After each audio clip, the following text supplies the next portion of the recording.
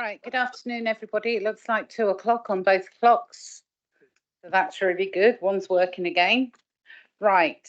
I'm not sure where Councillor Daniel is. We have seen her on Teams this morning, but not in person. But we'll get to that bit when we need to. So if I started off with apologies for absence, Darryl. Thank you, Leader. Good afternoon, members. We've got an apology from Councillor Leach, who is online via the Teams link. Thank you, Leader. Thank you very much. Welcome to those on Teams, because there's the waterman. Thank you, Mr. Molyneux. We pay him all that money to deliver water. Worth every penny, Leader. He did do it.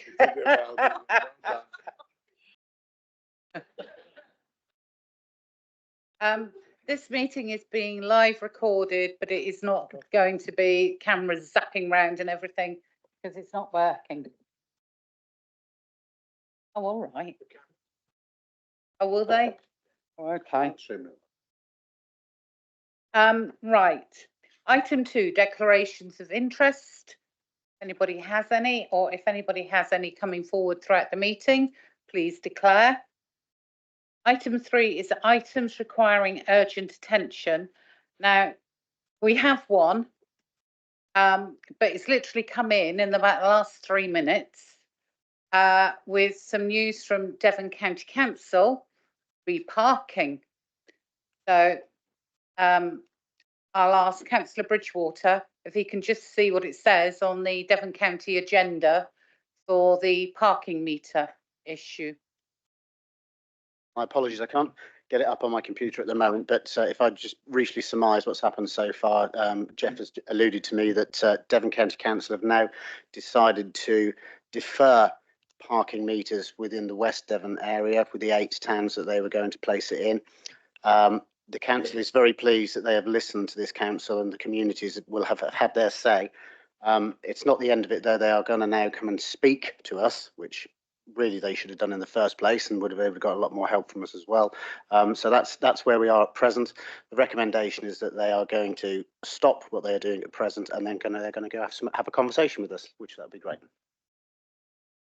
So actually, I think progress has been made that they're actually going to listen to the towns and districts in Devon as to their views on it. I think when we work together, which is what the councils have all done on this issue, it has proved it works, and actually it's got through barrier that Devon County Council have held up.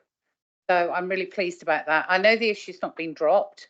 I think from one of the recommendations that I read on Councillor Moody's phone was that if we can help them with ideas as to how to manage our traffic issues, then they will be delighted to hear from us. In other words, we don't have any, please go away.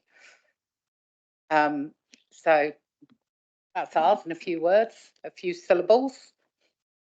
But we will see what happens and comes out of this. Right. Confirmation of minutes. They're on pages 1 to 8. Oh, the jury. I wondered whether I might just add to that. There's a huge number of people who've done a lot of work on this topic, not least you and actually I in my time, but most of all, representatives of Tavistock Bid, Tavistock Chamber, the business group in Oakhampton who have campaigned for this, and also I think our county council representatives, in particular Councillor Sellis and Councillor Sanders, who have done a massive amount of work behind the scenes and perhaps not fully been appreciated for it. Thank you for that, Councillor Jury. And I think in those thanks, I think we do need to thank Tavistock Town Council because they've written some corkers of letters, which I don't know if everyone knows. We sent one in and Devon County Council's lawyers replied, and we never wrote it to the lawyers, but their lawyers replied. So then our lawyers replied to theirs. So I think it's got to a point where they've had to do what they're doing now to be seen to be fair. As it says, the issue hasn't gone away, but you know, we have all the evidence. They might now create their own, and some of their figures, particularly for shop vacancies, will be very, very different to what they were when they spoke to us in September. Right, moving forward, confirmation of the minutes, pages 1 to 8. Does anybody have anything they would like to say? A correct record? No. So may I have a seconder for the minutes, please? Happy to second. Thank you. All those in favour, please. Councillor Moody, are you with us or not? Therefore unanimous. Thank you, Leader.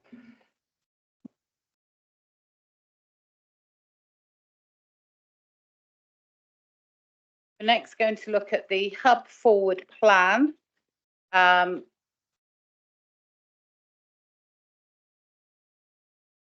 This is just for, well, actually, there is something. Is Councillor Leach able to do that one today? Because it's got it down as me in red. The fusion update. Yes, if Councillor Leach is here to do it, yes, of course. Fine. I think he'll be okay to present, but clearly won't be able to vote on them. Okay. So as long as we're clear about that. Correct. Part 2 item It's as part well. 2, but Yeah. still can't vote on it. Okay. Thing that we need to note is that Councillor Moody's job title in the About the Hub Committee on page 9 just needs updating, which will be done. Any other comments on the forward plan? No? Right, if we move to item 7, which is the Plymouth and South West Devon Joint Local Plan 5-year review report on, oh, it's just for you, Caroline. On here. Caroline, would you like to introduce? You're not on here. Firstly, I would actually like to say a thank you to all those who attended the JLP meeting that was held recently. I'm very naughty. I do check up on everybody, and the attendance for that meeting from West Devon was really, really good. I think there was over half of us there on that call, and I can't say the same for Plymouth and a couple from South Ham. So thank you very much to everyone who joined in that call. Councillor Mott, please. Thank you, Chair. Members, this report is an important milestone in the joint local plan process. The JLP was adopted on the 26th of March 2019, and there's a legal requirement that a local planning authority must complete a review at least every 5 years. The purpose of the review is to ensure that the JLP and its policies that set the strategic context for development to 2034 remain effective and establish whether evidence suggests that part of the plans may need updating. Members will be aware that there are many changes taking place nationally which are going to change the planning system following the publication of the Levelling Up and Regeneration Act last year.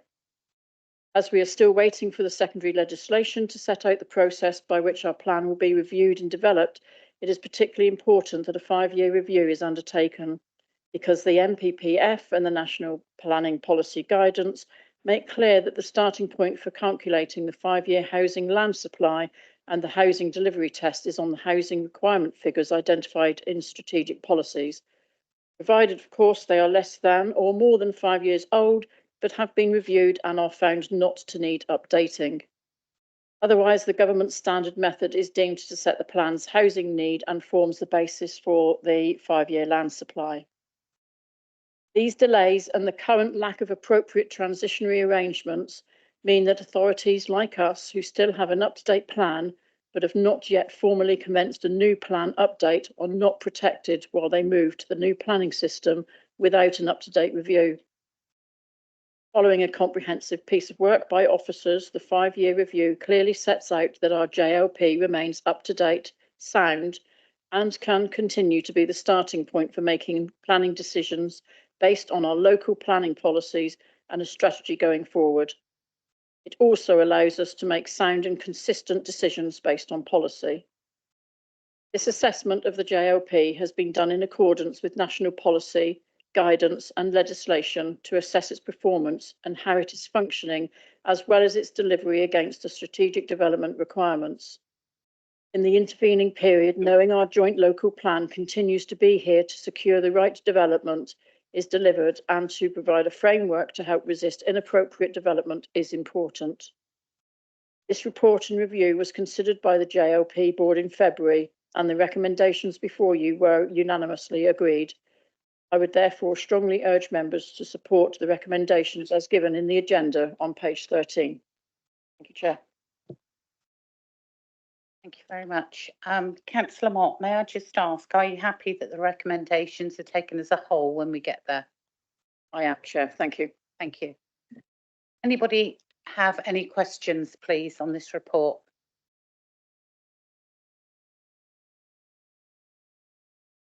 Oh, Mr. Wagstaff, would you like to add anything? Thank you very much, Chair. I just think it's a really important positive that we've reached this 5-year review period and that we've undertaken this detailed assessment. And as Councillor Mott has very eloquently set out, that the JLP remains sound and up to date, and it's a really positive position for us to be in going forward, not least in light of the changes which are taking place nationally. Thank you very much. Right. Is there any debate from anybody on this report? Councillor Jury. Thank you, Chair. I'd just like to say I really appreciate the work that the JLP team has done on this, and our officers here and our members here who are responsible for this area. Huge amount of work. I think we saw, and we have seen over the last 5 years, and we saw at the JLP AGM, just what an effective piece of work the JLP has been and how useful and helpful it has been for West Devon. And I'm certainly intending to support this as we move on and keep developing and improving our policies in this area. Thank you, Councillor Jury. Councillor West, please. Yes, I was very interested to read the report through, and I would agree and second what Councillor Jury has said about the hard work that's gone into it. It is a big body of work. I'm also very pleased that in the review they recognise that they have fallen behind on affordability homes, which is good, but however we define affordability. So I'm pleased to see that there is a conscious effort there to sort of readdress that balance and to look at it. For me, particularly as we know around our socialists in the housing crisis, all that, it's good there is that recognition. Hopefully that can move forward and we can get to where we need to be on that. Thank you. I would just like to add that I feel very proud when I go meetings with the LGA because it's their pop-ups, and when they've done it on strategic planning, etc. Our local plan is top. You can see it clearly that it belongs to us, and I know people that have used our plan and used it as an exemplar of what they are trying to deliver. Lancaster are currently using it, and that we are the only council in the country, as when I was last told the information, that actually our climate change policy, Dev 32, is the only one in the country that's been through full consultation and formally adopted. So we have stayed well ahead of the game. At this point, I would like to make you all aware, because I'm sure he hasn't, that we very sadly are losing Ali. And he leaves on the 20th. And I think I've just worked out, Ali, this is going to be the last time you appear at a council meeting. So I would really like to thank you. You've helped me no end in my role, and I shall miss you. And I'm sure everybody else will miss you. You have done so much work for this council, and it's been very much appreciated. And setting up the new planning system was a bit of a headache in places, but it's gone really well. I want to wish you lots of luck. I will tell you all, he's going back to Plymouth. But, you know, who knows what comes next. So, Ali, I wish you and your family the very best of luck, and thank you for everything you've done for this council, and particularly with our Development Management and Licensing Committee, and with the strategic planning role as well. Thank you, Ali.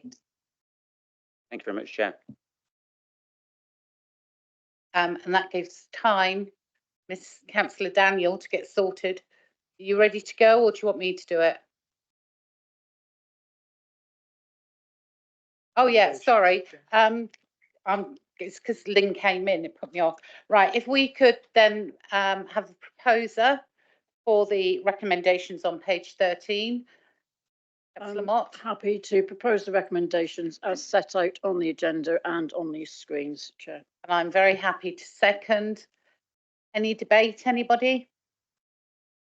No. All those in favour? That's unanimous. Thank you. Thank you very much indeed, members. Right, moving on to page 121.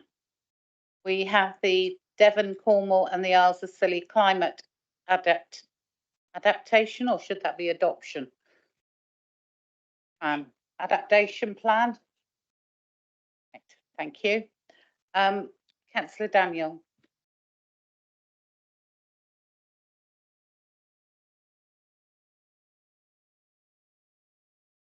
Microphone.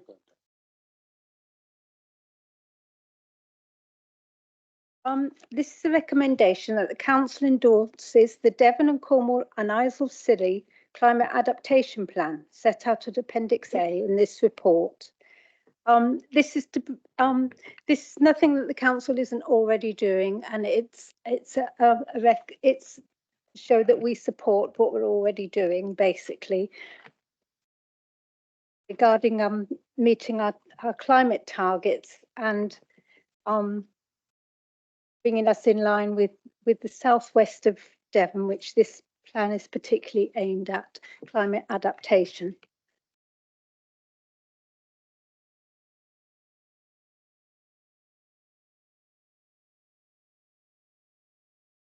Daniel, any need questions? Okay, I was going to say, if you need any assistance, Mr. Powell is here. Adam isn't.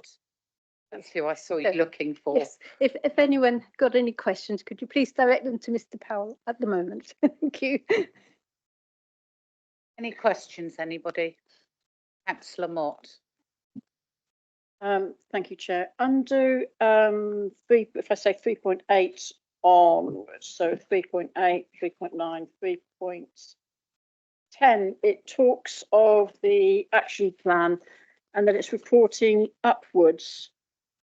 At no point does it state that any of this information is going to be directed downwards or include anything that we have to put into it.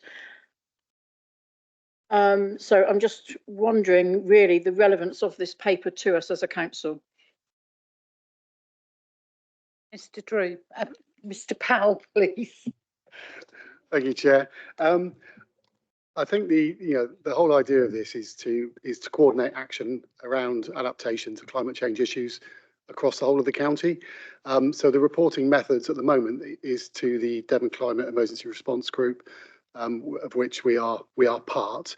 Adam attends those, as do I, and we would also report back to members through our regular updates on climate change and biodiversity activity. We would also, I think it says later in the report, about updating our climate change and biodiversity strategy and action plan to take into account some of the measures that are within this proposal.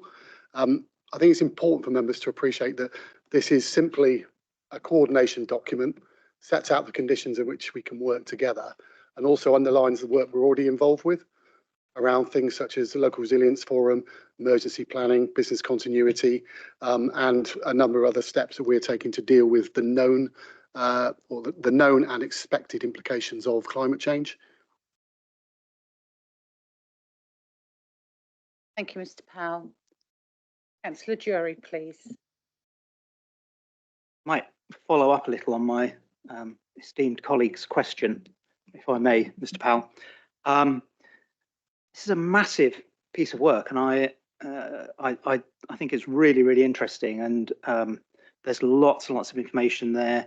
I notice a couple of things. Firstly, there does seem to be a very high-level report into which we as a district council don't have any direct input into what the outcomes are. And that also the links are to, as was the case with the Devon Carbon Plan, the links were to a website, which is a dynamic website where I guess information will be updated and changed as evidence is required. And again, I just wonder whether the purpose, and this is perhaps where my question is, whether the purpose of putting this in front of us at this stage is informative only in terms of this is the current evidence and this is what we're intending to do across Devon, and you can take advice from it as you see fit as a district council. So that's kind of my question, is that the purpose of this report? And then I've probably got a supplementary, if I may, once I hear what Mr. Powell might say. Mr. Powell, please. Thank you, Chair. Well, I mean, the recommendation is to ask council to endorse this approach. Now, that's what the paper says. I think it's because the approach is something that the science and the evidence has been pulled together by these experts support.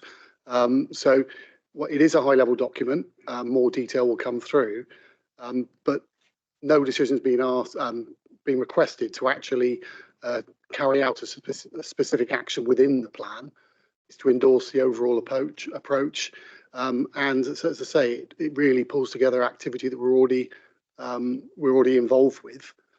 So, yeah, I mean, I can't really say any more than that, Councillor Jury, at this stage. Okay, thank you. I think that's quite clear. And I'm pleased you mentioned the word endorse, and I don't want to get into semantics again. I have checked my dictionary, and endorse really does mean to support publicly, and I think no more than that, although in my mind it seems a slightly stronger word than that definition.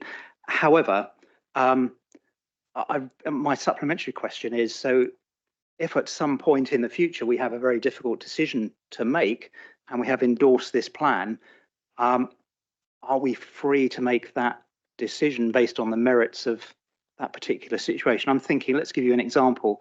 Let's just say that the plan at some stage says that every community must have a whole load of wind turbines. If we get a planning application in for wind turbines in a particular spot, will we be at liberty to view that as a planning application in its own right and make an appropriate decision with nobody turning around to us and saying, but you've endorsed this plan? No, I don't think there's anything within this plan that would suggest that would have any influence over future DM applications. It's simply a framework of how we can work together, actions that we're already delivering or we might want to deliver in the future. So I certainly don't think it would hold any weight in such applications coming forward to the council. Thank you, that's perfect, thanks. Councillor Mott, please. Thank you, Chair. I'm just concerned that we're being asked to endorse this report. I wonder if Mr. Powell could please clarify what he means by all the detail will come through. What I mean by that is that this is the framework, and therefore detail about any future decisions we may want to make about any aspect of it would come through to the council if necessary. So it is it sets out, the three areas of the report are quite clear. It sets out the risks, it sets out how we might work together, and then it sets an action plan which sets out priority actions for regional collaboration over the next 5 years.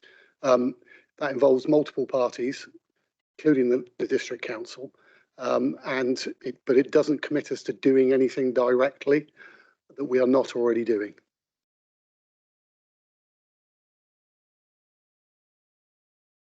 Okay with that? Yes, thank you. Kind of brings me back to my first question as to why we need in the first place, but I will reserve for debate. Thank you, Chair. To Powell, please. Yeah, just one other point to make is that work that's being done through this group is work we would have to do ourselves otherwise, and come up with a separate plan. I think it's important that we realise that under the Civil Contingencies Act, we have duties and responsibilities to prepare for future emergencies and issues. By doing this work with partners across Devon, we've got a much better understanding of those risks and issues, and we can adapt to those in a better way. So I think there's a lot of merit in terms of working and endorsing this actual framework that's been set up by the wider group of experts. Chair. Yeah. Councillor Edmonds. Thank you, Chair. Can I just clarify then, please? A couple of things. Number one, it says there are no financial implications for the council.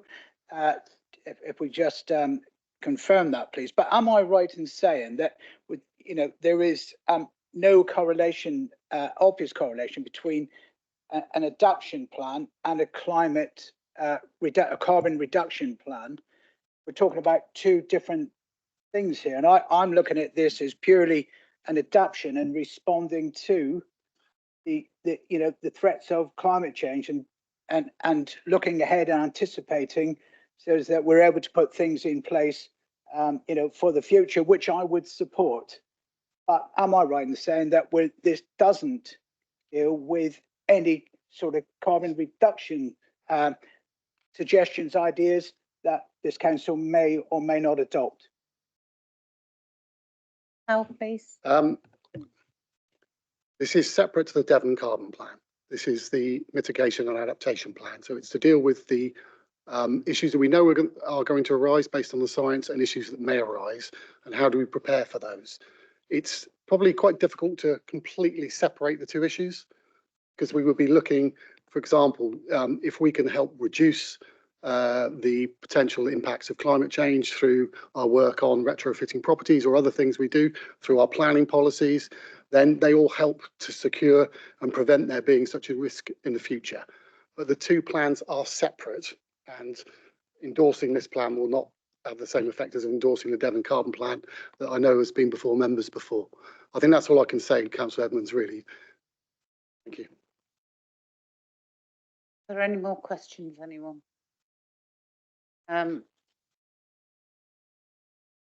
I'll propose the recommendation. Anyone happy to second? Councillor Daniel, thank you. I'll open it up to debate. I'd just like to say that on page 123, on the 3 numbers about water supply and everything,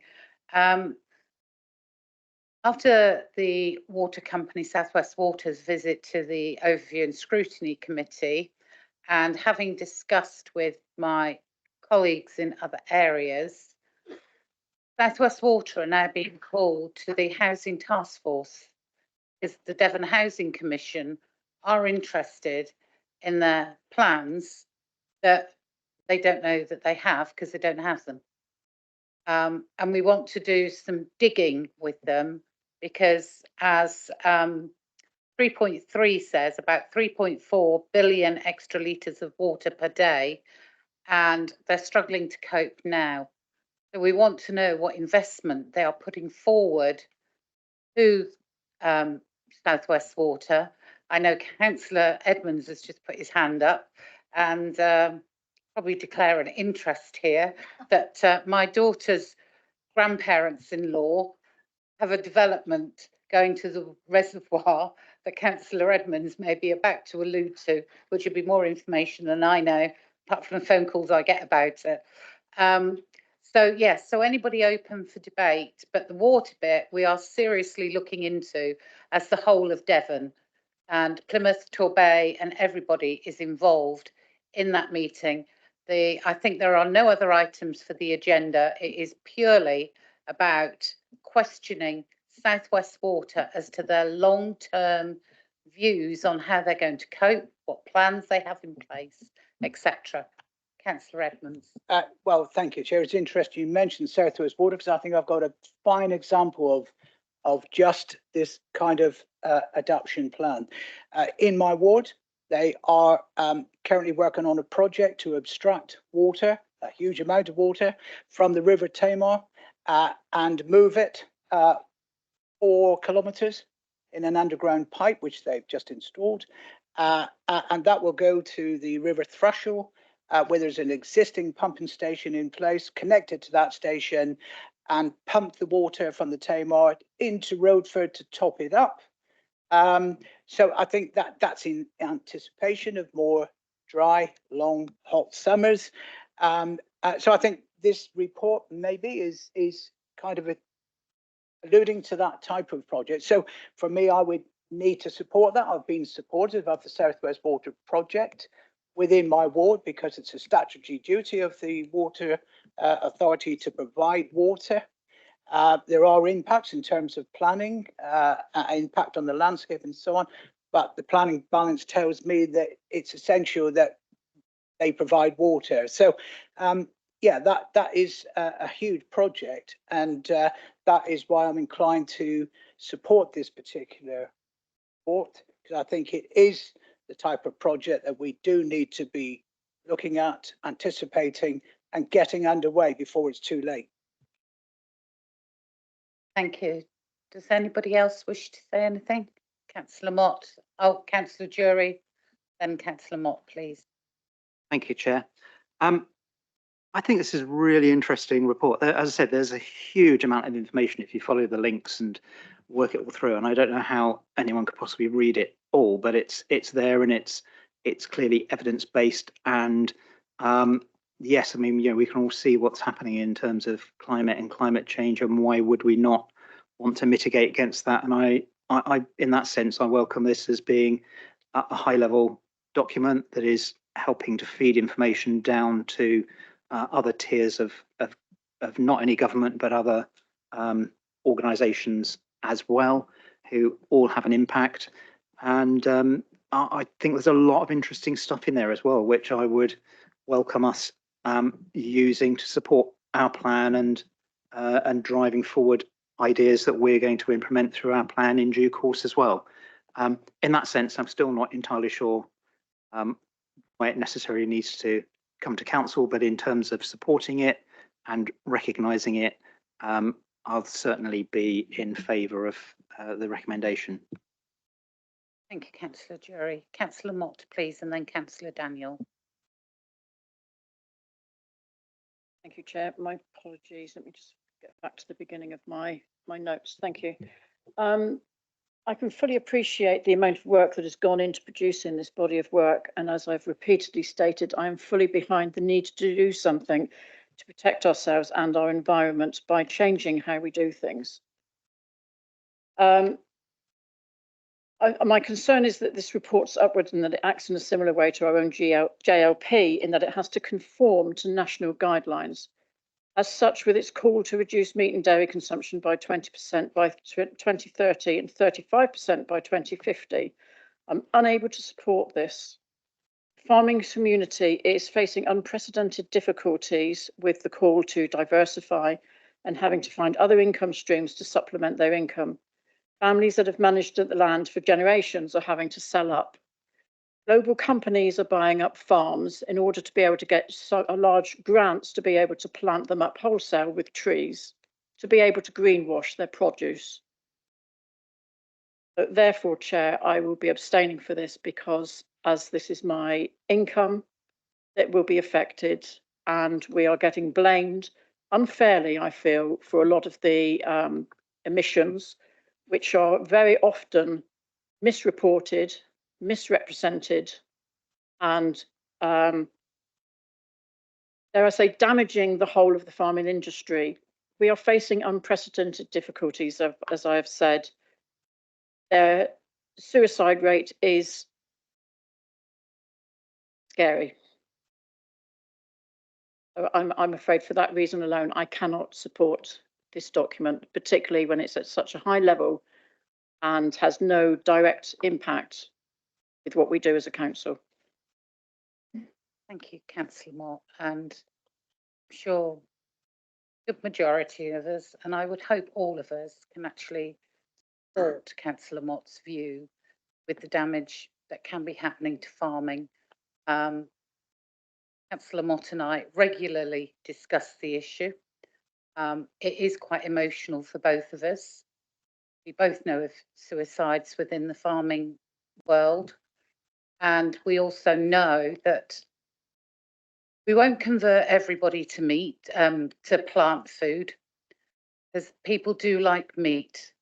And, you know, I was reading something yesterday about dog food, believe it or not, and it was on about liver for dogs, beef liver in particular. And it was saying it's the best thing that they could have a tiny, tiny nugget full, and it's got all the nutrients a dog would need in it. So, you know, we still need things like this for our own health. But aside from that, I'll bring Councillor Daniel in, but I support Councillor Mott in what she says, but I will be voting for the paper. Sometimes as a leader, you have to do things that you may not necessarily agree with. Councillor Daniel. Thank you, Chair. Firstly, I want to say there's nothing in this paper that's not in line with what we already do. So the aims and plans, particularly of the natural environment theme, but across the whole council, we're already trying to cut carbon. We're already trying to support the environment. We're already trying to do quite a lot to support our farming community. So I think, you know, that we needn't be fearful that this is going to make us do something that nobody wants, and every decision will come as and when it's needed. The Devon, Cornwall and Isle of Scilly Climate Adaptation Plan follows on from the Devon Carbon Plan and was formed specifically to recognise the particular challenges to the far southwest of Devon in meeting and mitigating climate risk. So, and that includes everybody that lives here is going to be facing some sort of climate risk in the near future. And it covers the next 5 years. The public consultation, 80% were either in full support or support most or parts of it. So I think it shows that public are in favour of us supporting this plan. And it covers sea level rises, water supply, biodiversity, carbon emissions, etc. And the priority is short-term local government actions, which we will be fully involved in. And I really recommend councillors endorse this proposal to show that we mean what we say about the natural environment and about our climate. Thank you. Thank you. Councillor Elliott, please. I'd just like to really speak in favour of this. I think it's important to distinguish an adaptation plan from the carbon plan. The adaptation plan is taking account of the fact that we're not completely in control of climate change, but the level at which this operates, I think, is really appropriate. It's focused on the southwest, so it's very local to us. It's not a national plan, it's local, but it's big enough to bring together some of the best minds to advise what the best adaptation strategies are. In terms of farming, I think there's some real hope here in terms of regenerative farming. Many people will have seen things like the film Kiss the Ground and the sort of 40-year plan that has been put forward by the Australian filmmaker to say there are things that we can do to adapt. It's not just about changing diets, it's also about adapting the way that we farm. And that's something that this council, from having read the papers and from other things I've heard, we've already been doing a lot on this in terms of the UK Shared Prosperity Fund. So I think there's a lot in here to endorse. I think it's concerning for all of us that we're not completely in control of climate change. We may have to adapt in ways that we don't want to, but it's very good to have a plan and a strategy that we're reminded of, that we bring to the council. So for that reason, I think it's really important that this council, that the hub endorses it. Thank you. Thank you, Councillor Elliott. Councillor West, please. I would like to sort of develop that theme a bit more. For me, the important thing is that he's giving us information. He's giving us an eye into the future. Where are we going potentially with where we are? And anything which helps us inform our policy decisions is a good thing. You know, that having said, obviously there are concerns around that and people's livelihoods are involved in this, the implications of that. But ultimately, if we do not have these sort of reports giving us that idea of where we may be going, how can we make rationally informed decisions based on some of the evidence we've got? So for me, it's another good way of, as Jane said, reminding us about what adaptations are needed, where we might be heading, what we might be doing. And then we can then work together as a council with other councils to make sure that we are mitigating the impact of climate change as much as possible. So I will be supporting this purely because it gives us greater information about where we're going, what we might need to do in the future to help cover what is potentially going to happen to us. Thank you. Councillor Viney. Thanks, Leader. Yeah, I just wanted to reflect a little bit on what Councillor Mott and yourself said. I've worked in agriculture all my life and have lost friends to suicide. So I understand it's a high stress business to be in, but to back up what Jane was saying, we have incredible opportunities. And if we own land or if we control land, manage land, as the council does, then we have an opportunity. Our problem is, and I've just been sponsored by the Foundation for Common Land to do a farm carbon toolkit analysis. We are finding it very difficult to communicate what an incredible opportunity this is to farmers on the ground. So there were 3 of us in this room were at Rootstock a couple of weeks ago, a regenerative farming conference. We really need to, if you eat food, you need to know what your food eats, and it's something that all of us should engage with very, very readily. And just a point about water, if the water has got to the river, it's too late. So what we have to be working on is the soil carbon sponge, which is the land, which is our filtration system. And if you're a landowner or a council that controls land, then that is where your opportunity lies. Thank you. Thank you, Councillor Viney.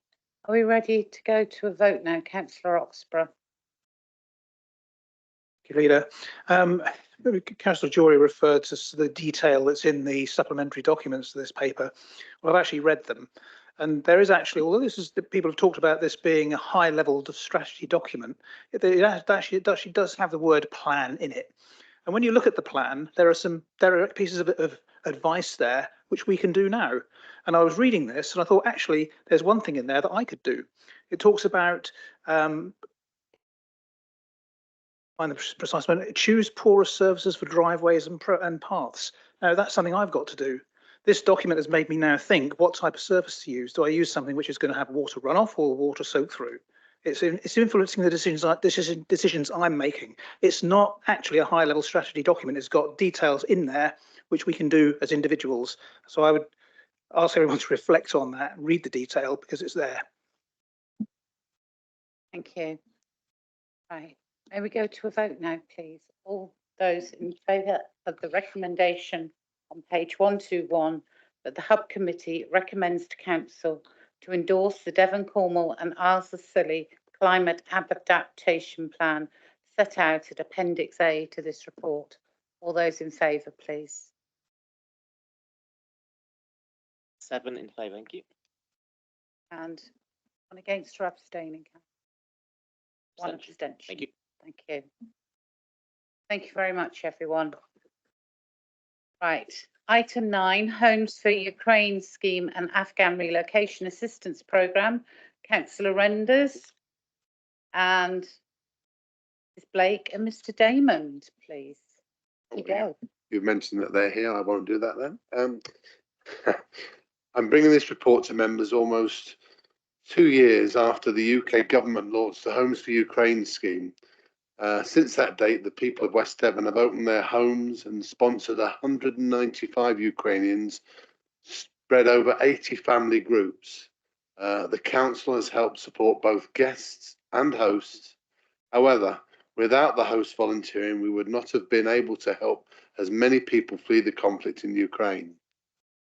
In further work to support the resettlement of people fleeing conflict, as we've mentioned on a number of occasions, the council has been able to welcome 3 Afghan families and access the local authority housing funds, which was LAF, in both rounds 1 and 2 to purchase 8 properties from the open market. These will be first used to support the Afghan and Ukraine families. However, as a council asset, this can then be used to support local needs. And in fact, 2 of these will be used immediately, as are the terms of LAF 2, as temporary accommodation to help with some of our homeless pressures. The borough, as of Friday, thank you, Mrs. Blake, for the information, had 21 households in temporary accommodation, of which 5 are families. These 2 properties, plus our house currently being renovated at Spring Hill and the flats at 3 Plymouth Road, which we've discussed before, will go some way to reduce our costs and reliance on pay nightly accommodation, which is a big worry. The project itself, just to let you know, came in on time. We were one of the first councils in the country to complete on LAF 1, and we were actually under budget by £16,651 to be precise. Also, within the report, there is a request that the members agree a contribution of £30,000 from Section 106 Affordable Housing Funds to go towards 5 affordable homes at Pitchersfield, Crapstone for the Abbeyfield Society. A little bit about the Abbeyfield Society. The Abbeyfield specialise in the care of frail, elderly residents, and these homes that were destined for the open market, rather, with the support of Homes England funding, will be now made available at an affordable rent to local people, with the properties allocated to Devon Home Choice. You mentioned I'd like to introduce Steve Damon, who is actually the resettlement lead for the council. He's here at my invitation today to answer any questions we may have about the Homes for Ukraine scheme or the Afghan resettlement.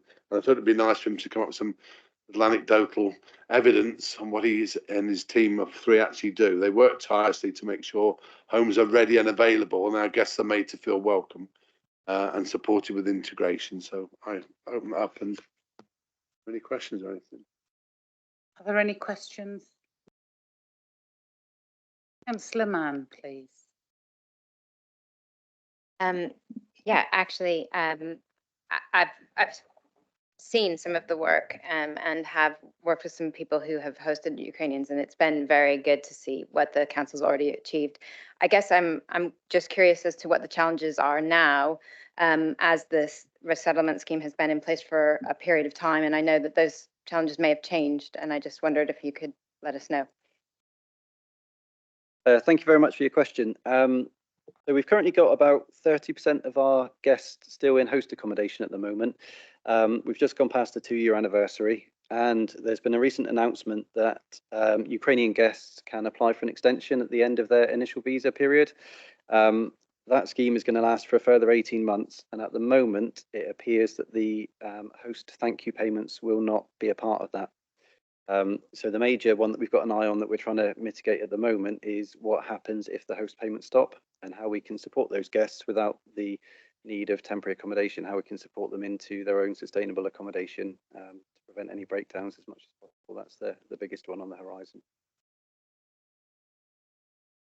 Mr. Damon, you have to have the microphone pretty much under you. Apologies. Unfortunately, we weren't able to hear you. Sorry, is that better?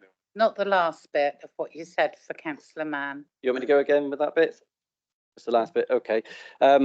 So the new scheme is going to last for 18 months following the end of the Homes for Ukraine scheme. At the moment, it appears that the host thank you payments will not accompany that period. So we have to keep an eye on breakdowns to prevent the use or the need for temporary accommodation as and when it happens. Thank you very much. I can't think of your surname, Rick. It's just gone. Councillor Cheadle, please. Thank you, Leader. First of all, I was slightly surprised to find the piece on Crapstone buried in a paper called Home for Ukraine Scheme and Afghan Relocation Assistance Programme. First of all, I thought, well, maybe the places in Crapstone are going to be for Ukraine and Afghans. But I'm led to believe the two are completely separate, and the Crapstone funding application has just been tacked on to the Ukraine paper. Am I right in that? Blake, are you able to answer that one, please? Yes, perhaps we should have refocused the title of the report and just said housing update as they've usually come. So yeah, it's totally different and it's nothing to do with the Homes for Ukraine or Afghan scheme. It is part of the regular housing update. And my other question was, I understand from the paper that Huddersfield is being, or the extra homes there's a negotiation going on about whether Devon Home Choice criteria should be used for the occupancy of these units once they're built. I happen to know that the Abbeyfield have fairly discrete occupancy rules of their own. And I just wondered if the two are going to be synergous or whether they're going to conflict with each other. I hope not. And it is a condition that we give them the grant funding that they are allocated within Devon Home Choice. In the conversations we've had so far, they have not indicated that that will be a challenge or a difficulty. And hopefully they will be more visible to more people who might be suitable for that type of accommodation than is the current process. I'd just recommend that we check and double check that the two sets of criteria do match each other. At the moment, I don't think they do. Councillor Mott, please. Happy to wait my turn, Chair. Councillor Elliott, please. Thanks very much. So firstly, I'd just like to say how nice it is to see Steve Damon in person, because we spoke several times on the phone. For the last 2 years, I've been leading a small project in Chagford supporting Ukrainians and their host. So I know what great work Steve and his small team have been doing. So related to that, I mean, we've closed the project just in the last few weeks in Chagford because all of the people that were being hosted in our very small area have now either moved to independent accommodation, one of them to West Devon Borough Council accommodation, which is great in Oakhampton, or have returned to Ukraine. But is there a challenge now in retaining some contact with the Ukrainians who are still trying to make a life for themselves in West Devon? So it'd be great to hear about that and what contact and what support there's still available, even if they haven't got a host family. But the other thing is, I'm aware, particularly in the early months, just how stressful and difficult it was, and whether there's any lessons learned that you think it would be helpful for us to hear as members. Thanks. Damon, please. Thank you for your question.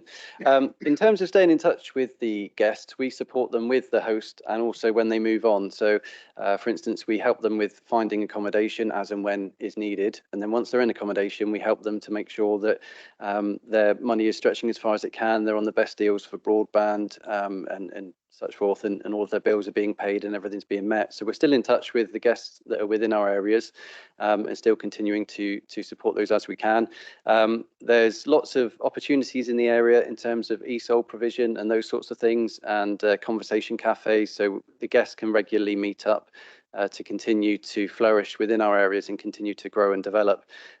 So in terms of being in touch, we've got about 50 families in West Devon at the moment, split roughly halfy between host accommodation and in private rentals. So we are still in touch with a lot of them. In terms of lessons learned, it was such a massive project at the very start. Far bigger than anything we expected it to be, and it moved at such a pace that I'm sure when we do come to do the lessons learned, there will be stuff we can look on, definitely, and we're keen to share those as and when we get an opportunity to do so. Thanks very much. That would be really interesting, Mr. Damon, I think, for all of us, and to know what an incredible job that little old West Devon has managed to do to help so many families. I know of a few host families in Tavistock, and some of them have still got their visitors, and others, they now have accommodation in Tavistock. You know, the children are in schools here and they're fitting in really well. And only last week, Councillor Renders here was showing me a lovely photo of two Afghan children on their first day of going to school in Oakhampton. So, you know, it's really good to see that families are integrating well. And when you consider our demographic, just goes to show what a welcoming community we really are, because some of the families are quite diverse that have taken families in, aren't they? And it's made an incredible difference to people. And I think a lot of praise, as well as our team here, must go to the hosts. And some of them, as we know, still 2 years on, are still hosting the same families. And, you know, that is a lot. Somebody to give up part of their home to another family and welcome them for over 2 years is just amazing. And I think as an authority, we should be, you know, singing from the chandeliers, you know, about how good this scheme has been, but also because it's been led by people like you and Mrs. Blake, Mr. Damon. So all credit where credit is due. Thank you. Carol, Councillor Mott, please.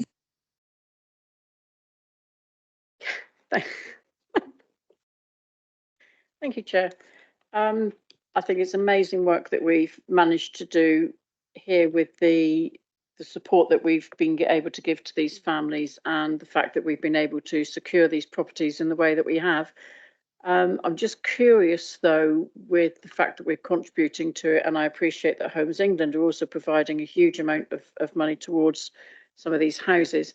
I'm just curious, who does the ultimate ownership rest with, Chair? I'm just curious as to what happens to them at some point in the future. I know this has been a discussion that we've had over the dispersal of some of the properties that were signed over from the council in the first instance many years ago, long before any of us were involved in it, and the fact that they are now being sold off. And I'm just wondering who, as I say, who the ownership rests with, and what we've done to be able to secure those, and if we are able to replace them in the future, should they be sold off as they are at the moment.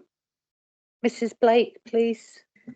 The Abbeyfield will own those properties because they will be supported accommodation.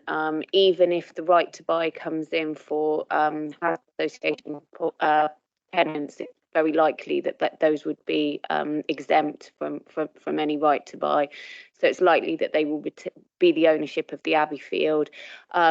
If for whatever reason Abbeyfield disbands in the future and they can't find another housing association to transfer those properties to, and those properties ultimately end up being disposed of on the open market, all that grant funding will need to be returned.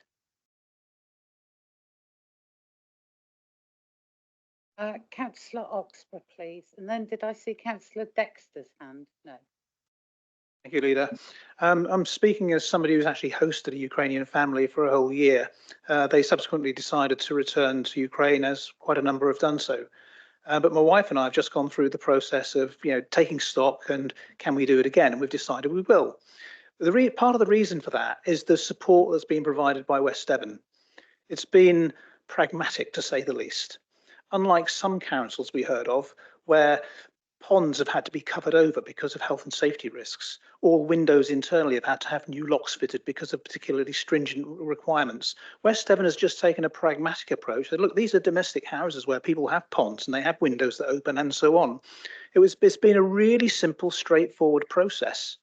The support has been fantastic all the way through. If you've got a question, you ask, you get an answer. But furthermore, the Ukrainian community are really tight-knit. We were last year, we hosted a number of parties at our house.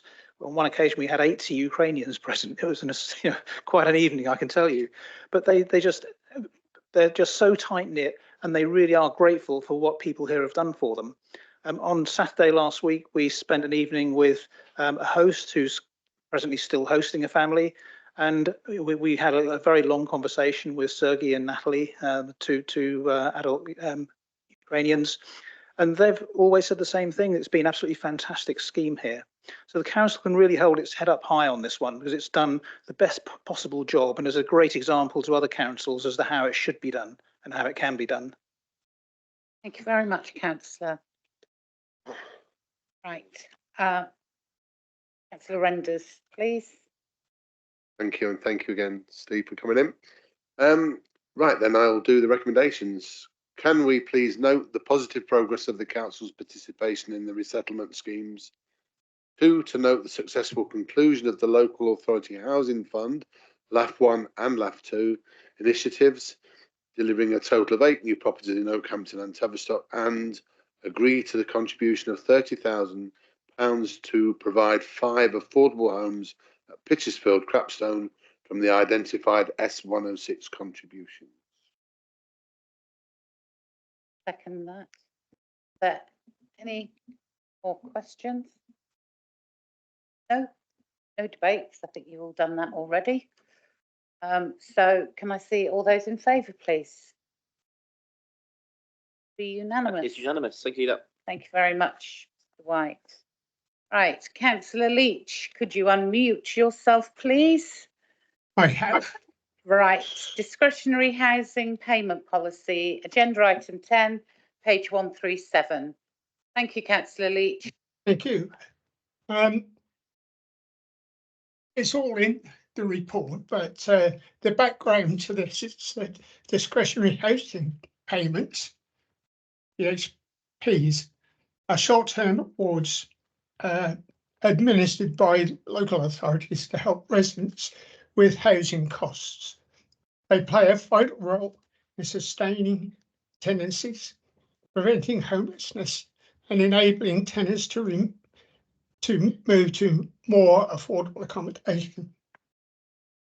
You'll see under 2.2, the award of the DHB is discretionary and must be made in accordance with the discretionary financial assistance regulations 2001 and using the ordinary principles of good decision making in assessing applications. The council has a duty to act fairly, reasonably and considerably. The fund is not unlimited. West Devon could top them up, but has not done so to date. I think 2.3 is quite interesting. Funding for DHPs is allocated from the Department of Work and Pensions. The DWP awarded West Devon Borough Council £147,159 in 2019-20. This increased significantly to £178,862 in the pandemic year, but reduced again to £147,998 in 2021-22, and further, unfortunately, to £126,207 in 2022-23. Now, for me, I think probably most of us, unfortunately, the cost of living is still with us. So I'd expect that this grant could well be used more in the coming year, especially as more people are being moved onto universal credit, which along with housing benefits are causing a lot of the problems yet again. And as I noted from the news today, one of the safety nets which the government has been helping to pay for, which was the Household Support Fund, looks like being one of the funds that will be cut tomorrow. And if that's the case, then the discretionary housing payments may be under pressure in the following year. If anybody's got any questions, I think Mrs. Hoskins is about. If she is, if you yes, she is. Thank you. So you can answer any of the real technical stuff. Thank you, Councillor Leach. Does anybody have any questions? Councillor Jury first, please. Thank you, Chair. I note elsewhere in our reports the significant increase in dealing with homelessness within the borough. And interesting to note here the amount of money that's been spent and the role that the discretionary housing payment policy plays in preventing homelessness. And I just wonder whether I could get some indication of how significant is this, what seems to be a relatively good value in that sense, payment, how significant is it in preventing homelessness and thereby avoiding a bigger problem for us as a council? Hodgkiss, you've got to answer that because Mrs. Blake has I disappeared. know. I was rather hoping that Mrs. Blake was still here. For you. Unfortunately, that's not really my area of expertise. I'm afraid. So I wouldn't want to publicly answer incorrectly. So could we come back separately? Get Mrs. Blake back. Okay. If I take another question, Councillor Jury, and then is yours going to need a Mrs. Blake, Councillor Elliott? We'll see. I had a very technical question, which is about the funding. So it does seem remarkable the way that the funding has fluctuated and has gone down. And I wonder, I mean, presumably there is some sort of algorithm that the DWP applies to work out how much we're entitled to. And I suppose I'd just like a little bit of detail about what that algorithm encompasses. And is the multiplier gone down? So are they giving everybody less, or is it that our demographics have changed? So what is it that's driving this change is the easy way of asking the question. Thank you, and I can answer that one up to a point. So yeah, basically there is like for everything there's a budget nationally, and civil servants will take into account various factors in term, obviously determining what the allocation is. Essentially, it's based to some degree in terms of our housing benefit caseload. Quite interestingly, West Devon actually receive more money than our South Hams neighbours because there's actually a rurality factor applied to West Devon. So essentially, there is an algorithm used by central government to determine, but basically the core factor is the housing benefit demographic within the borough. So can I just clarify? So the reason that the money's gone down is not because they're giving less money per person on housing benefit. It's that our housing benefit numbers, in very simple terms, have gone down. Yeah, essentially. Yeah. Thank you, Councillor Elliott. Welcome. Come back, Mrs. Blake. Councillor Jury has a question just aimed for you. I do apologise, Mrs. Blake. And as long as with my advancing years, I can remember the question. Essentially, it was that obviously we've seen elsewhere that homelessness is an increasing problem within the borough. The payments that are made under the discretionary housing payment scheme in part are aimed at reducing homelessness or avoiding homelessness. And I really just wondered, anecdotally or otherwise, how significant is that help in avoiding additional homelessness problems that we might otherwise encounter, if that makes sense? So we've used the scheme in the past to pay off rent arrears when the property would have been affordable. However, there was an income shock for the resident that might have caused a temporary time where they were unable to pay their rent. We've paid rent top-ups when for whatever reason they're affected by the bedroom subsidy. So there isn't anything. One of the difficulties is the lack of other affordable options elsewhere, and sometimes a little bit of help with the discretionary housing payment while they're waiting for something to come up through Devon Home Choice, or they're looking for something cheaper is helpful, and it forms part of our kind of package of advice around income maximisation. We've also got our money advice service, so we can make sure that people are claiming all the things that they're entitled to, tax credits and the like. So it really is quite a significant piece of the options advice and some of the preventions. We could probably get you the stat at the end of the year for how many homeless prevention cases we've have taken advantage of the discretionary housing payment pot.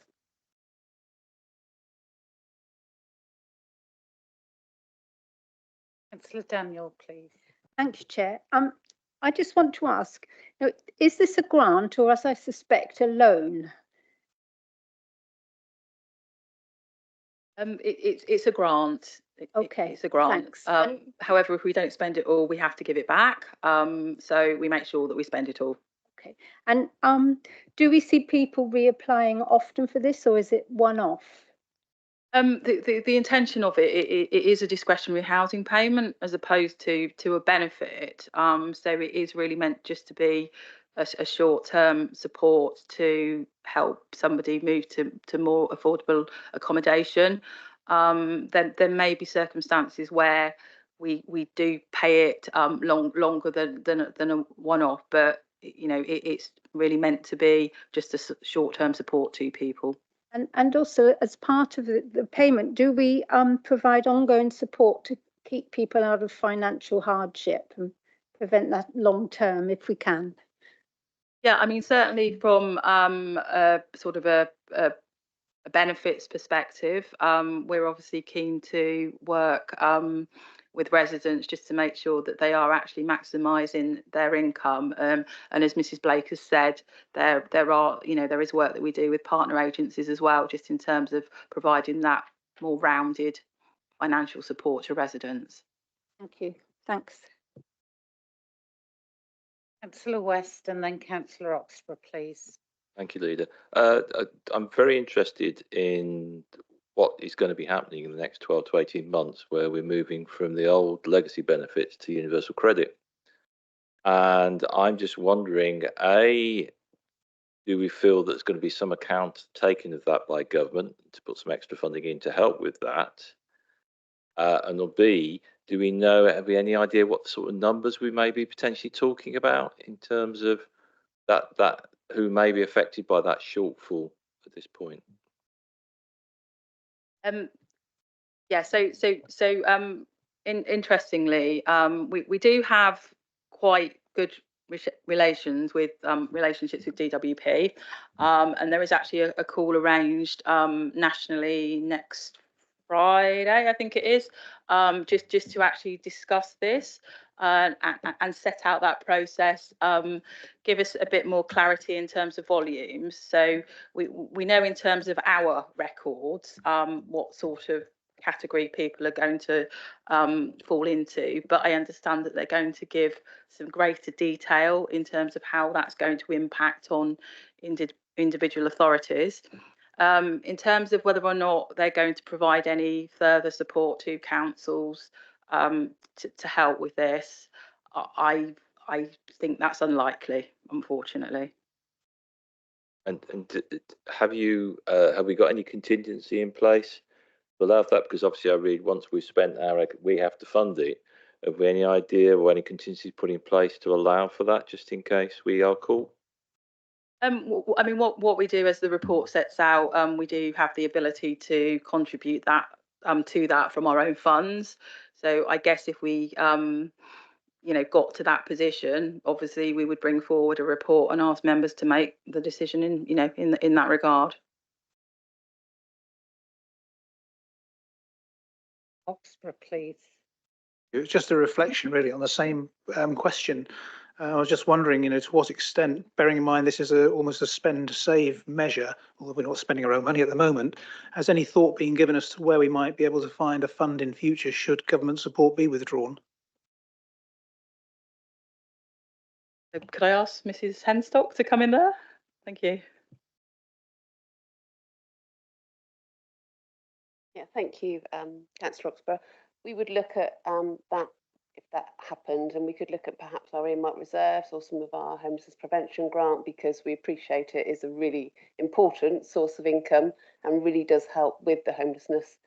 So we would look at that if the case arose, definitely, and look at what money we would have available to support that. Okay, thank you very much, members. I will move the recommendations 1 and Next, 2. Sorry. Just come in there, please. Universal credit, and I'm finding it. I've not been out much lately. I still get emails, and some of the issues to do with universal credit, especially people who are now being what used to be old children's benefit or tax credits now. That's now gone over to universal credit, and they still have to wait now 5 weeks before they get their first payment. And everyone seems to think that's okay. It probably is if you're in full-time employment and get monthly salaries, but for a lot of people, it's not. So they are allowed to have a loan through the Department of Work and Pensions, but that loan then has to be paid back and is taken out of their benefits for however long it takes to pay it off. So they're still in a financial bind. Those are the things that we, if we're having discussions with Job Centre Plus or the Department of Work and Pensions, they have to get that sorted out. In this day and age, I can't see why it takes 5 weeks to get somebody onto a register so that they can get paid. I know one of the stupid things that, well, I find is stupid. People who've had child benefit for years through local councils, they've still got to go into Exeter to prove who they are with loads of documents. Whereas I would have thought people would know exactly who these people are without all that. That's wasted time that seems to be going on. But if we are talking to them, can we make a point of saying why can't, or asking why can't they do it in 2 weeks instead of 5? Anyway, that's mine. Yes, if someone could make the recommendations, which I can't do from here. Thank you. Okay, Councillor Mann, please. Yeah, I think the discretionary housing payment program that is run by West Devon is incredibly effective and is really good at keeping people from becoming homeless, in my experience. And the only question I have is really around whether or not there's enough accessibility documents available, because it's an online application and it's quite a complicated one. And many of the individuals who need that assistance are individuals who either have very little internet connection or are doing all of their computing on a mobile phone. And I know there is a paper form for the discretionary housing payment, but I don't believe that we make that available on our website. And I just wondered whether that could be possibly made available on the website in a form that somebody could be printed a copy. Mr. Molyneux. Thank you, Leader. What I would say there, Councillor Mann, is that we've done a lot of work recently with the team in terms of being more accessible and on the phone. So we've gradually increased performance so that now you can get through and effectively process an application. Ideally, and I take your point, we always want to try and make online as the easiest way to do it. But we do offer that phone service, and we have on occasions gone out to visit people to help them fill forms in. So we will continue to do that. So that's how we will try and carry on being accessible. Thank you very much for that. Right, I shall now move the recommendations as on page 137, that the Hub Committee notes the contents of the report. 2, approves the discretionary housing payment policy attached at Appendix A, effective from the 1st of April 2024. May I have a seconder, please? Happy to second, Chair. Thank you. Any debate, anybody?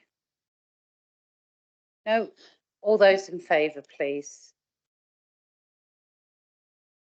Unanimous. Thank you, Leader. Thank you, Mr. White. Right. Councillor Leach, are you still there? Yep. Right, if we could move on to your next paper, which is the housing benefit war pensions disregard policy. Yes, thank you, Peter. So, Executive Summary 1.1 West Devon Borough Council. This states that the council administers housing benefit on behalf of the Department of Work and Pensions, and the cost of the council is reimbursed through the benefit subsidy claim. This report is mainly coming to the hub now and full council, because it does appear that the Department of Work and Pensions haven't actually seen evidence that we've agreed this policy. So that's basically why it's coming forward. Whilst most aspects of housing benefit are determined by strict legislation, local authorities do have discretion to approve a local policy determining how much a pension's income, how much of a person's income from ward disablement pension and the war widow's pension should be disregarded when assessing entitlement to housing benefit. A small number of housing benefit claimants currently receive 100% disregard, with the estimated cost to the council for 2023-24 financial year being approximately £5,000. Each year, the Department of Work and Pensions requires council to appoint a reporting account to undertake housing benefit subsidy audit. In their audit option for the 2012-22 financial year, it was noticed that the council have, underlined here, been unable to provide evidence that their local discretionary scheme has been approved by full council. The council intends to formally, the council intends to formally approve a new policy at full council.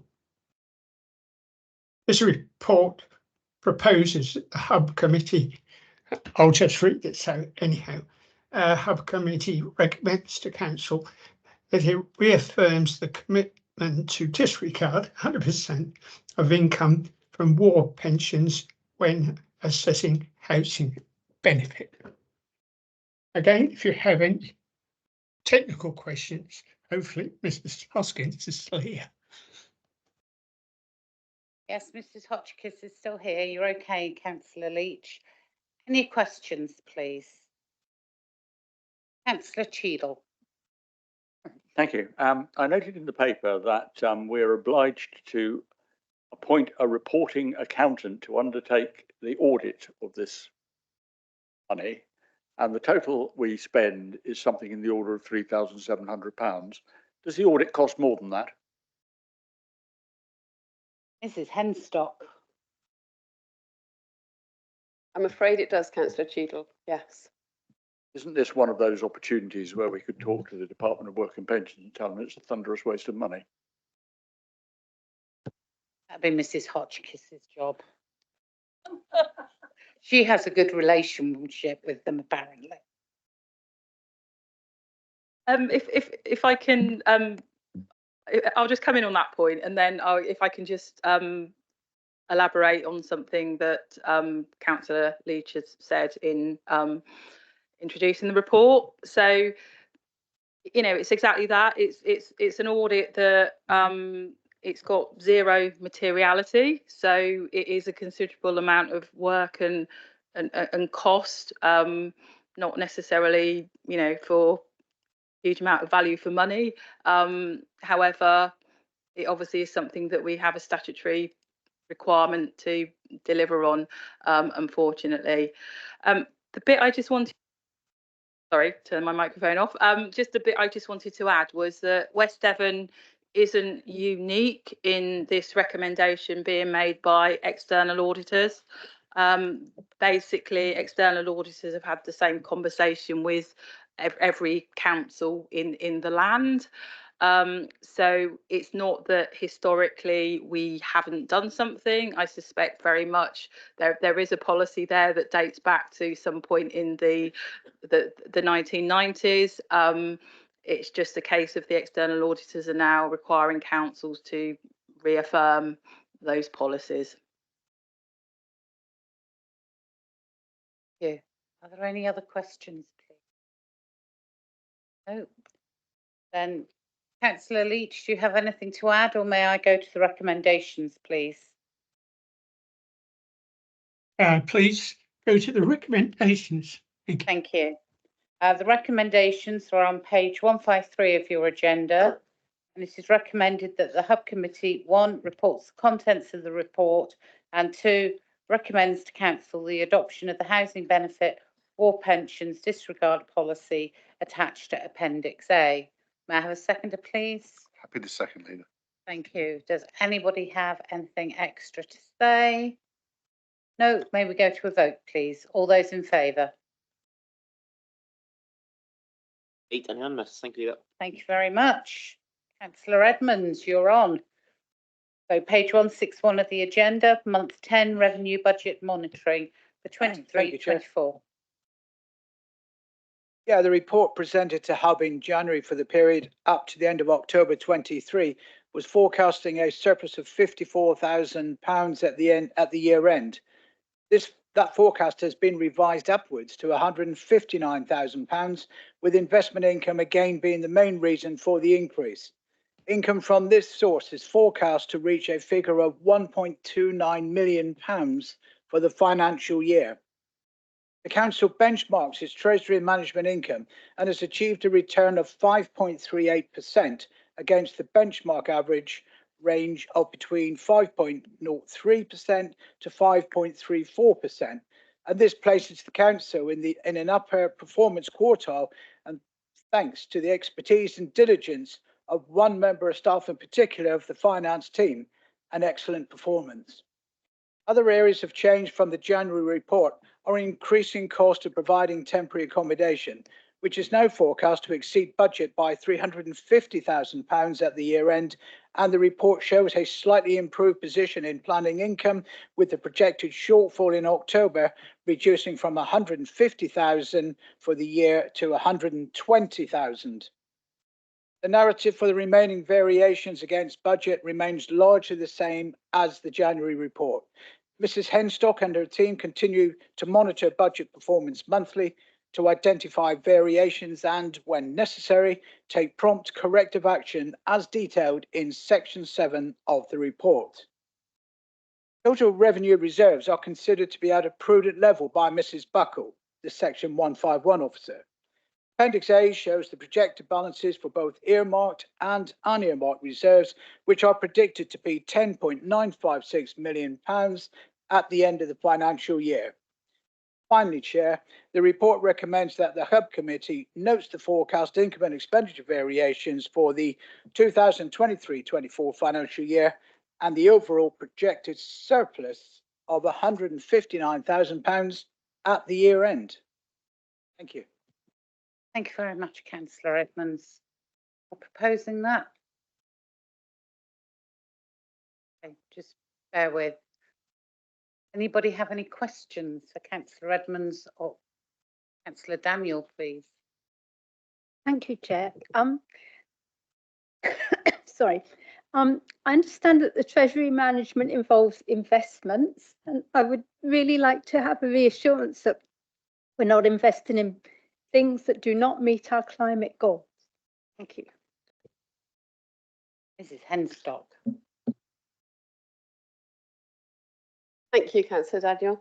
We look at all our investments to ensure that they are meeting the green criteria as much as possible, but we also need to look at the priorities of the strategy, which relate to the yield, the risk around the investments as well. So I guess it's a bit of a balancing act, if I'm honest. We need to look at all of the investment, but we get some really good information from our Treasury Management advisors, Link Asset Services, who did our treasury management training for members recently. So it is something that we are exploring, and we'll be looking at. We are bringing the treasury management strategies to members of the audit committee and also full council in March for the forthcoming year for 24-25. Thank you. Anything I can say, as Mrs. Henstock knows, treasury management here is just wonderful. I wish they could be our own private investors for us. Councillor Cheadle, please. Thank you. It's a bit of a nitpicking question, this, but note G, golf, on the table talks about the pay award. It said we had provisioned £150,000, anticipating a 3% increase. But the actual increase was 3.88, which is slightly more than 3%, which required an additional cost of 130,000. And I just didn't see how the maths worked there. Thank you, Councillor Cheadle. You're a brave man, Councillor Cheadle. It's actually the fact that it's 1925 for most of the scale points, and it's only 3.88 for those at the higher of the scale. So that's why, unfortunately, there is a additional cost to what was originally budgeted at 3%. Just testing you. I knew you'd know the answer. Any more questions, please? No? Right, Councillor Edmonds, please. Yeah, thanks, Chair. Well, I'll move the recommendation, which is on page 161 of the agenda papers. I'm happy to second. Any discussion? May we move to a vote, please? All those in favour? Unanimous. Thank you. Thank you very much, members. Right, Councillor Edmonds again, page 177, the capital programme monitoring as at the 31st of January 2024. Yes, thank you, Chair. Well, details of the capital expenditure against budget are set out in Appendix A, and the report confirms that as at the end of January 2024, all capital projects are within their agreed budget. The report summarises the acquisition of 8 properties in Oakhampton and Tavistock using funding from the 2 government LAF schemes. 7 purchases being completed with contracts exchanged on the 8th. Council is the accountable body for the capital project to develop a new railway station and integrated transport hub on the eastern edge of Oakhampton, and the estimated capital expenditure for this important project is profiled in the Council's capital programme over the next 3 years. Details of Section 106 deposits are set out in Appendix B, totaling £1.6 million, including the amount spent on projects to date. And finally, Chair, the recommendation is that the Hub Committee resolves to endorse the contents of the report. Thank you, Councillor Edmonds. Does anybody have any questions for Councillor Edmonds, please? No? Then I'm happy to second the resolving to endorse the contents of the report. All those in favour? Unanimous the recommendations. Thank you. Thank you very much. Councillor Jury, your turn now.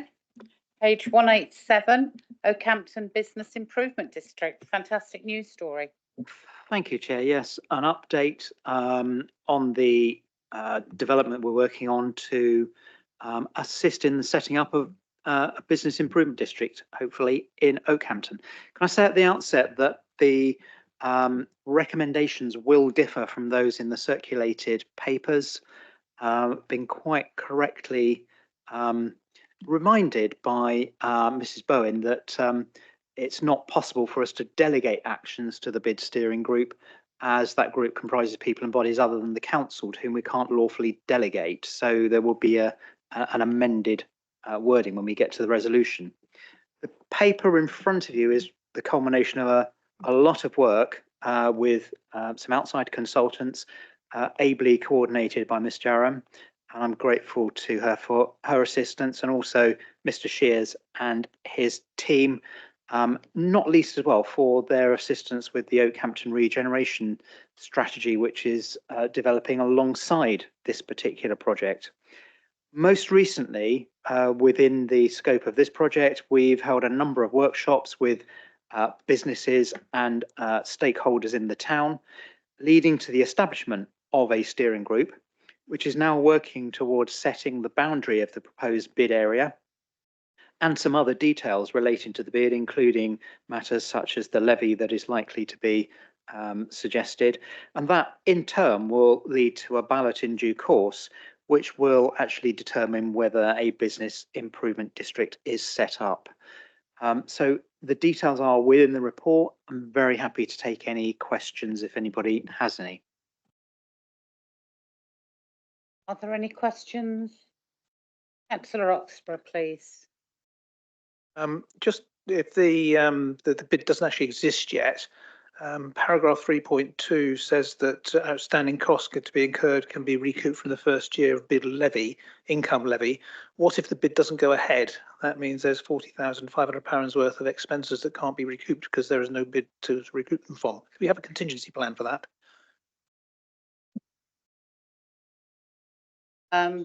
It will just probably come out of reserves, Councillor Oxborough.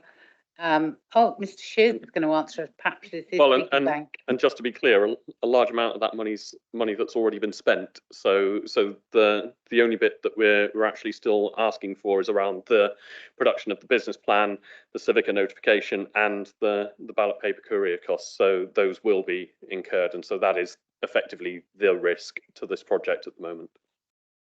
Thank you very much. Councillor Daniel, please. Thank you, Chair. I just want to ask how well has this been received with local businesses within the Oakhampton area? Councillor Jury. Thank you. The reception that we've had has been extremely positive. As a rider to that, I would say that those people that have engaged with us, I think, are those people who are keen to see it happen and are enthusiastic. You know, it's what it is. Those that are coming and engaging, those that are coming to the workshops, are being really positive and can really see the potential benefit and want to play a part in shaping what the bid will be. The proof of the pudding, I suppose, will come when we get to the proposal that is put forward by the steering group that will then be voted on by the businesses within the bid boundary. Thanks. Can I just add that nationalised businesses do not like contributing to, you know, Edwardian evening as they have in Oakie, or to flower pots or whatever. They don't like doing it, but they accept they have to give money to a bid. They have no choice. It's a matter of law. So actually, it's a far better way of creating an income that is fair to all shop providers of what they have to give towards the levy. Now, you can be excluded from business rates. You cannot be excluded from the bid payment. And I don't think that's changed, has it, Councillor Jury or Councillor? Well, there is a lower limit below which there is no levy due. It's that, and again, the bid steering group can set that limit. I'd also add to what you were saying. I know there are some national businesses within Oakhampton who are actually really keen that a bid should happen, because they see that a thriving and attractive town centre in particular draws people into their businesses as well. And I think more than that, a number of the businesses on the industrial estates on the outskirts of town are also indicated their support, because they want their staff to live in a thriving community which has something for them within the town they live in as well. So there's a lot of people taking some very responsible views. Now, quite how that bears out in the vote, we will see, but we've got to do as good a job as we can of promoting the benefits of this scheme when we get to that point. I know in Tavistock, the votes have always been extremely close, but actually it has never been lost. And as Councillor Jury quite rightly says, you know, retailers like Boots and that their company will not let them give money locally, pay into the bid, and actually the staff who do live locally in those stores, as Councillor Jury said, are very enthusiastic that they can be involved in a bid. So it is a way of being able to be a fairer payment for promoting your town. Councillor Mott, please. Thank you, Chair. I was just going to say that as somebody who has schlepped around the various shops within the town, either coercing raffle prizes or, dare I say, even contribution towards their subscription to the chamber as was, and often meeting resistance, and what does it do for us? So I would welcome the introduction of a bid within the town and within the wider area of the industrial estate. I feel that it is only a good thing that could be for Oakhampton. It would give them a bigger voice. It would give them the money and the ability to be able to do great things, and it would save me schlepping around asking for raffle prizes as well. Thank you, Chair. And the other good thing is Oakhampton hamlets are fully on side with this and have contributed towards the costs. So when we listen to about the boundary review, actually this is something they are working closely together on. So there's hope for them yet. Councillor Jury, would you like to propose your recommendations, please? Thank you, Chair. Yes, I'd like to propose the recommendations that are shown on page 187 of your agenda papers, with the replacement of item 2 to read, notes that the head of economy in place will work with the bid steering group to carry out the actions required to progress the bid to ballot as set out in the report and in accordance with the indicative timetable in paragraph 4.2 below. Thank you very much, Councillor Jury. Any comments, debate from anybody? Oh, sorry, I'll second that, Councillor Jury. Any comments, discussion, anybody? No, let's hope it goes through and Oakhampton has its own bid probably by about next year.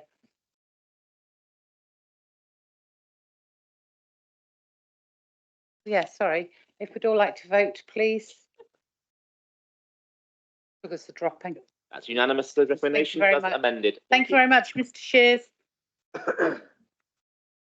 Right, Councillor Mott, your turn now. Page 193, please.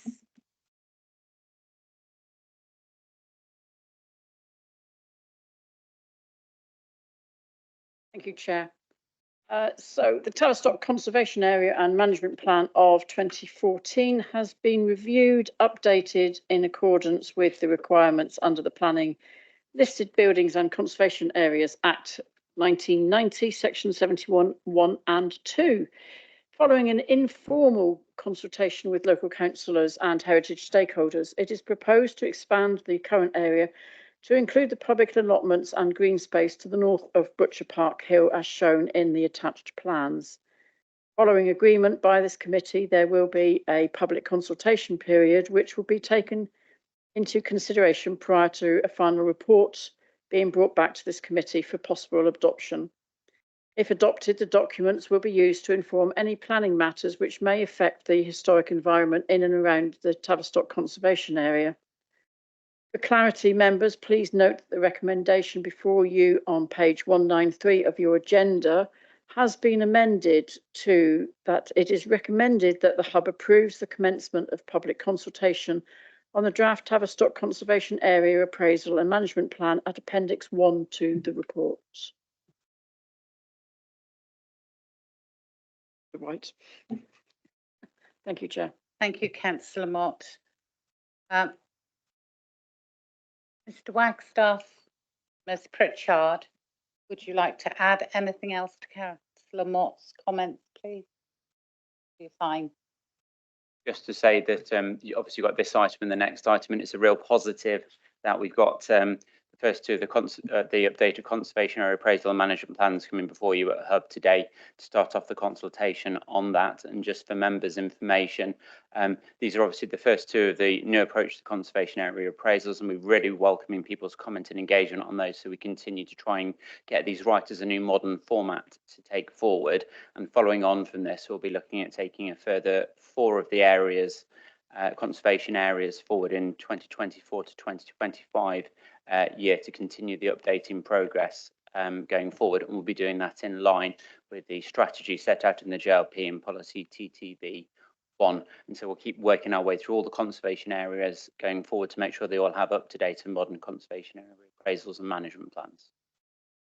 That's good news, because I know the Tavistock one is very out of date, and I think Oakhampton never had one. So actually, this is really good news. Are there any questions, please?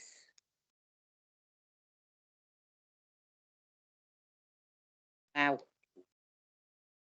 got past Councillor Mann. I expected her hand to shoot up. Right, Councillor Mott, would you like to move for recommendation? I have, sorry. Did you read it? Yes, I'm happy to second it. Thank you, Chair. Any Discussion or debate, anybody? Councillor Jury, please. Thank you, Chair. Can I say I really appreciate the work that's gone into this. It's a really good document, and the same comments I think will go for the following item as well.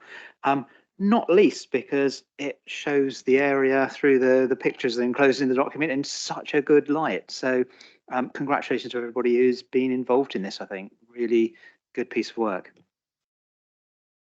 Councillor Moody.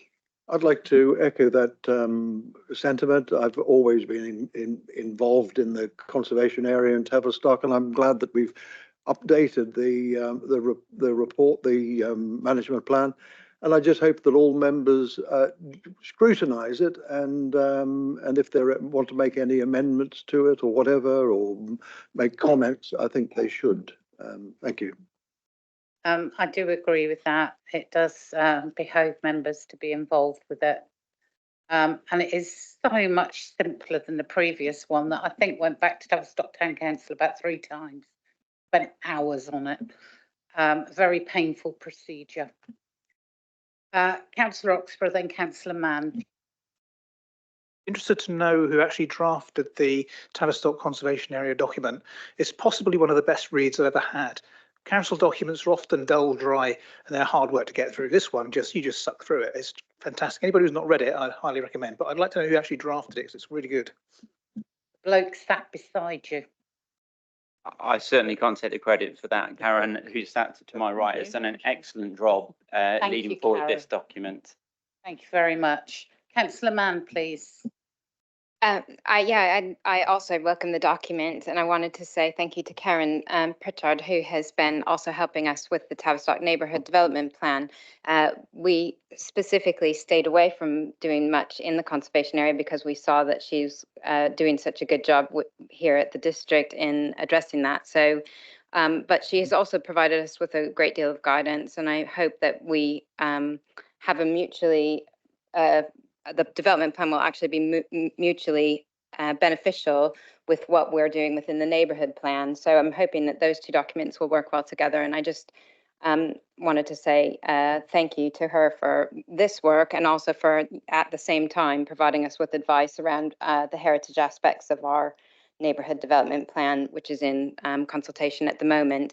And we'll obviously feed those comments back when this is in consultation as well, so that she has the advantage of that additional information. Thank you for that, Councillor Mann. Can I see all those in favour, please? Thank you very much. Unanimous. That's Thank unanimous. If we can move on to item 16, which is hopefully just a quick vote. Almost the same. Sorry, I'm looking for people to have a cup of tea before 4 o'clock. Yeah, I'm getting nudged. Councillor Mott, please. At the risk of repeating myself, Chair, I will skip through most of that since your request for a cup of tea has been firmly noted. Therefore, members, for clarity, please note that the recommendation before you on page 249 of your agenda has been amended to that it is recommended that Hub approves the commencement of public consultation on the draft Oakhampton Conservation Area Appraisal and Management Plan at Appendix 1 to the report. I do feel that Oakhampton has missed out slightly by my little preamble there. However, an equally good document, Chair, and equally a significant amount of work gone into it by the team. And an absolute first for Oakhampton from this council. I do acknowledge that bit.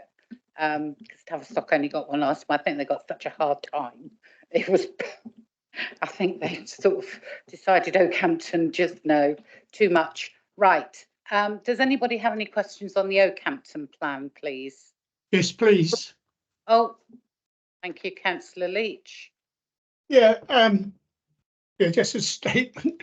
You're right about Oakhampton missing out last time, because I was actually promised by the previous conservation officer, or it might have been twice removed, can't remember now, that when Tavistock's first plan was finished, Oakhampton would be next.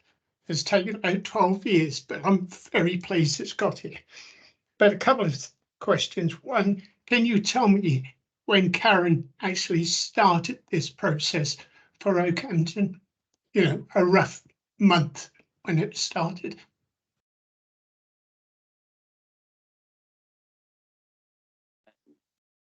Councillor Leach, the work on this has been taking place over the past year alongside the one for Tavistock going forward. Okay. The only reason I ask is somehow it passed me by. I hadn't seen anything at all on this, and I did actually ask the town clerk if she was aware of this plan in progress, and she didn't know either. Anyhow, I'm very pleased it's here now, and I hope a lot of people will consult on it. Second question is, within this period, did anybody talk to the group doing the neighbourhood plan? Because they really should have been working together.